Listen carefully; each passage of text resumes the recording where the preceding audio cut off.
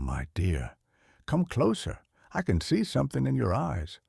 A heaviness, a pain that words cannot fully hide. I know that look too well because I carried it once upon a time. That is the mark of heartbreak. Heartbreak is one of those things in life no one can truly prepare you for. People can tell you time heals everything or you'll move on.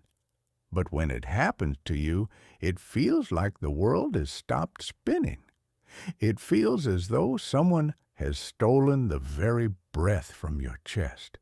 And yet the world keeps moving as if nothing happened.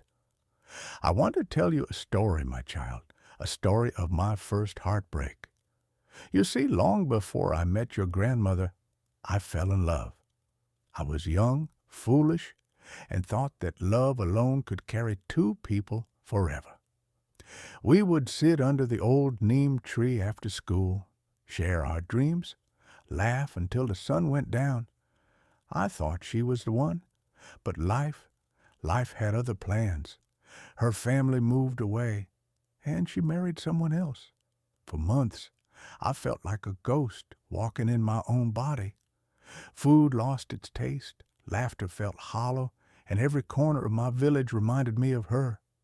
I told myself I would never love again. That was the end of me. But here's the first truth I want you to remember. Heartbreak does not mean the end of love. It means the beginning of understanding it. Love is not just about holding someone's hand. It is about learning yourself, discovering your strength, and realizing that your heart is vast, vast enough to heal, vast enough to love again.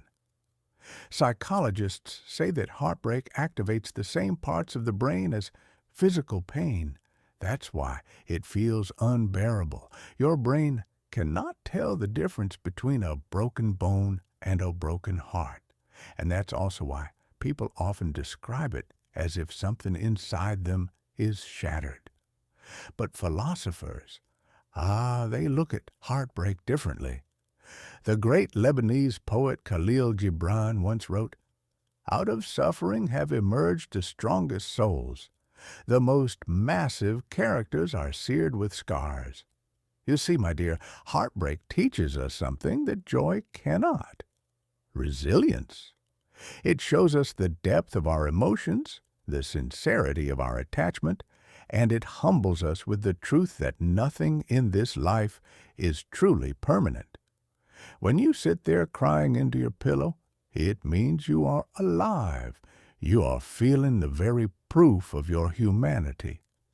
And though it hurts today, one day, you will look back and smile at the person who broke you, because without them, you would not have grown into the person you are becoming.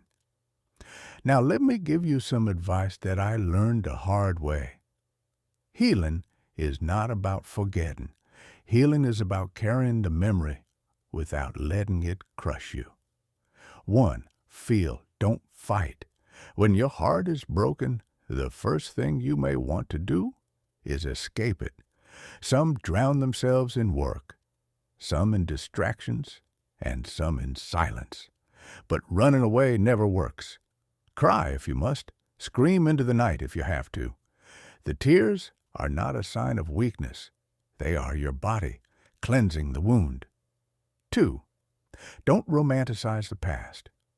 Often, after heartbreak, we remember only the good moments and forget the cracks. But every relationship that ends has reasons. Look at it clearly. See both the joy and the flaws. That's how you free yourself from illusions. 3. Reconnect with yourself. When you are in love, you give so much of yourself away. After heartbreak, you must take it back. Spend time doing things that bring you joy, walks, books, music, even sitting under a tree in silence. Slowly, piece by piece, you gather yourself again. Let me share something I never told anyone. After my first heartbreak, I thought my life had lost its meaning. I sat by the river one evening, staring at the water, and I whispered, What is the point of living if she is not by my side? Just then an old fisherman came by. He looked at me, sighed, and said, "You think love is a cage, boy? But love is the river. Sometimes it carries one boat away, but the river itself never ends. It flows, it nourishes, it brings new boats. Don't curse the river, earn to sail." Those words stayed with me forever. That was the first night I slept in peace after weeks of pain, because I realized that love is not about one person. Love is an endless river. Sometimes it comes to us in friends, sometimes in family, sometimes in a stranger's kindness, and yes, sometimes in a partner. But it is never gone. The Stoic philosopher Marcus Aurelius once wrote in his Meditations, "Loss is nothing else but change, and change is nature's delight." When we lose someone we love, we don't just lose them, we change. And though change is closed, the book of your heart is still being written. The question is, will you close the book forever, or will you dare to turn the page? Ah, my child, I told you how heartbreak feels like the end of the world, but now let us talk about the after.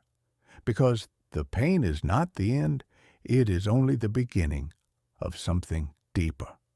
Rebuilding trust in love. One of the hardest things after heartbreak is trusting love again. You may feel as though the ground beneath you has given way, and every step forward feels dangerous. I understand that. I remember one of my dear friends from the Army, a brave man, strong as iron on the battlefield. But when his wife left him for another man, he was broken in ways that bullets never could harm him. He said to me, "How can I ever trust anyone again? If the woman I gave my life to could betray me, then what is the meaning of love?" I put my hand on his shoulder and told him, "Don't confuse love with people. People are flawed. They make mistakes. They break promises. But love itself, it never betrays. Love is the force that heals you when a comrade saves your life, when your child smiles at you, when the sun rises after a long night. Don't lose faith in love because one person failed to carry it with care." Trusting again is not about erasing your scars. It is about learning that scars, they make you wiser. They remind you of where you've been and protect you from falling in the same holes again. Let me tell you a secret.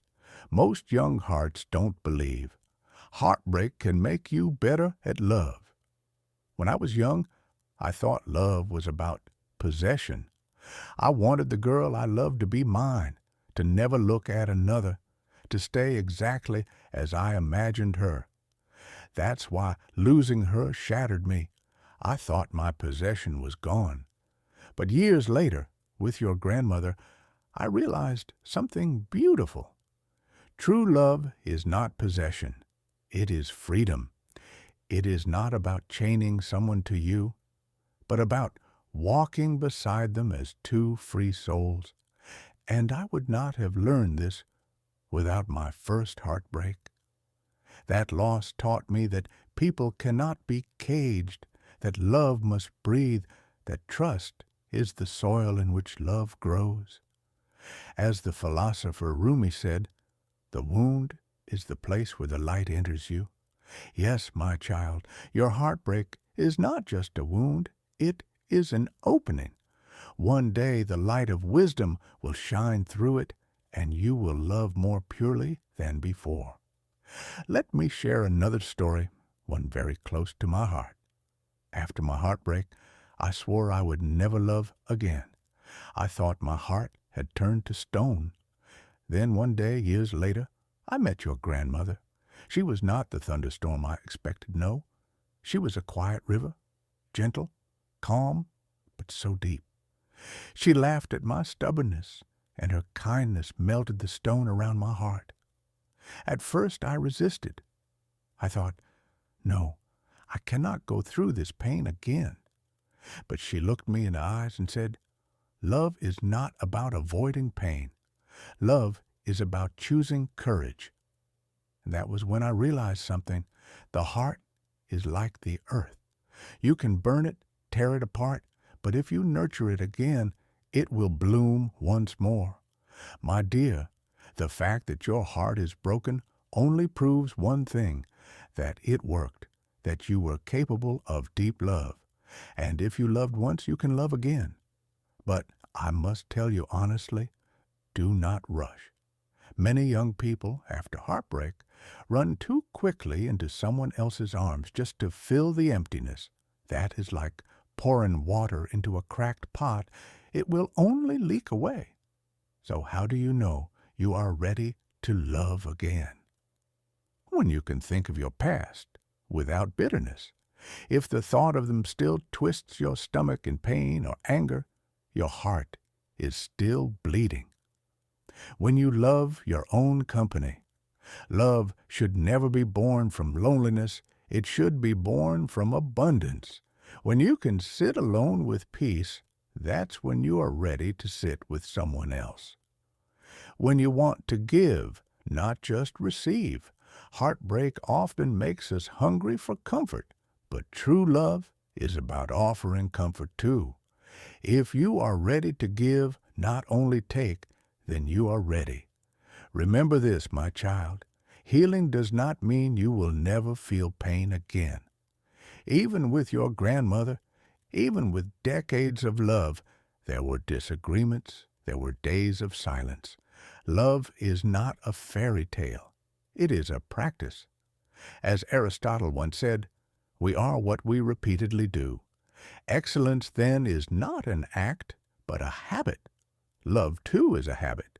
It is choosing patience when you want to be angry, kindness when you feel tired, forgiveness when mistakes happen. Heartbreak teaches you this truth better than any book. Sometimes I think heartbreak is like winter.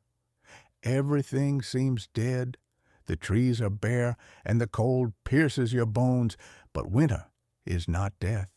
It is preparation. Beneath the frozen ground, seeds are resting. When spring comes, life bursts forth, even more beautiful than before. Your heartbreak, too, is winter. It feels lifeless now, but beneath it, seeds of strength, wisdom, and deeper love are being planted. Trust the seasons of your heart. So, my dear, don't be afraid. Don't let heartbreak convince you that love is dangerous. Pain is not the opposite of love. Indifference is. The very fact that you hurt so much means you loved deeply, and that is something to be proud of. One day, you will sit across from someone who makes your soul feel at home again. And when that day comes, you will not only love them, you will also cherish them, because you know how fragile love can be. And that, my dear, is the gift of heartbreak.